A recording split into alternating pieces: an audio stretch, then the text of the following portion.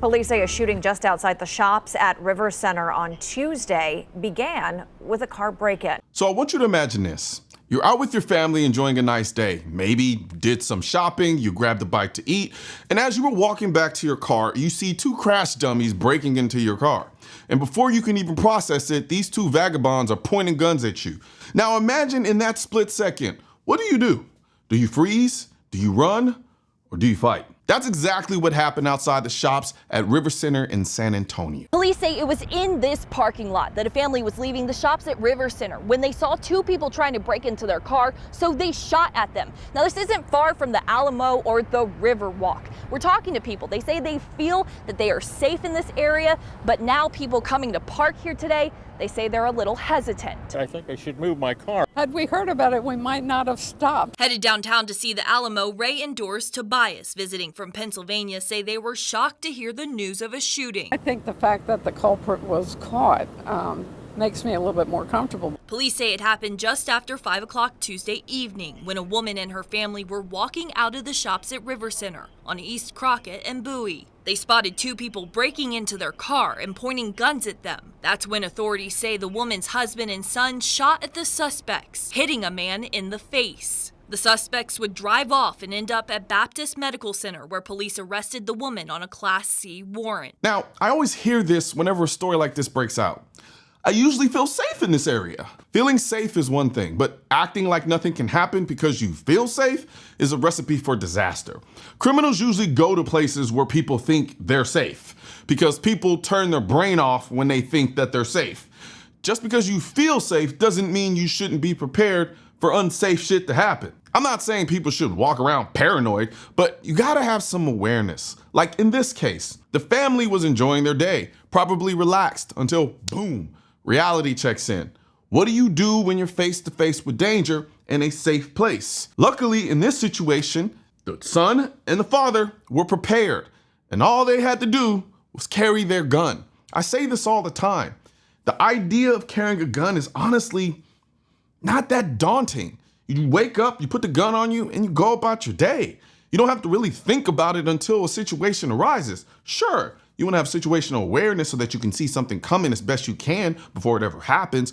But the most basic minor level of preparedness for a self-defense situation is simply putting on a gun and walking out the door. It's not that complicated. Now, here's the thing that really struck me about this story.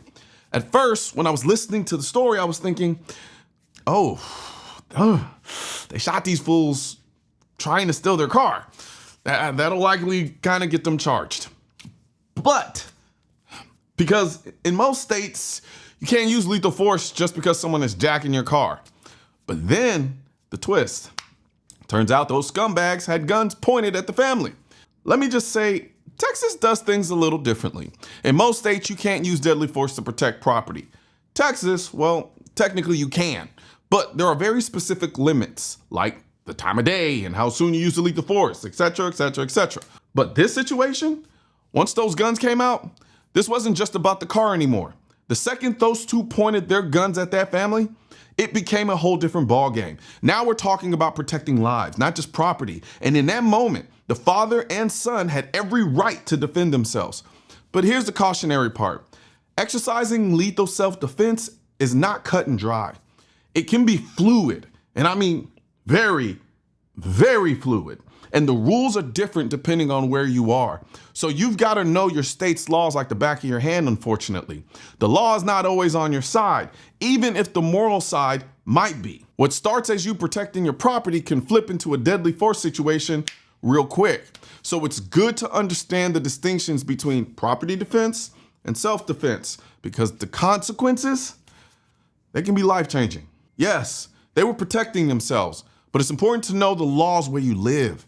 This could have easily gone sideways, and for those of us who carry or have a gun at home for self-defense, we need to be prepared not only to act, but to deal with the aftermath legally and mentally. Which is why I'm a proponent of anyone who owns a gun for protection getting some type of self-defense insurance, like the kind you get with the USCCA membership, who sponsors this channel. I like USCCA because you not only get access to self-defense insurance, but also you gain access to an extreme wealth of knowledge about self-defense and the laws in your particular state in one place, along with training. It's freaking invaluable if you ask me. But even if you don't go with USCCA, get something. Because if you're in a self-defense shooting, that could just be the start of your problems. And you don't want to go through that legal process alone. Trust me. So if you're interested in learning more about USCCA, click the link in the description section of this video. And the next time you're out and about feeling safe, just remember, reality has a way of creeping up when you least expect it. So stay alert, stay informed, and most importantly, stay ready. One thing's for certain and two things are for sure. Politicians and tech giants don't want gun content to be recommended to you. And we're all fighting this culture war together. Now you can help do your part by liking, commenting, subscribing to the channel, but most importantly, sharing this video with at least one person. Together we can stop the suppression of our 2A rights. And don't forget to click the link in the description section of this video for the products that I mentioned in this video.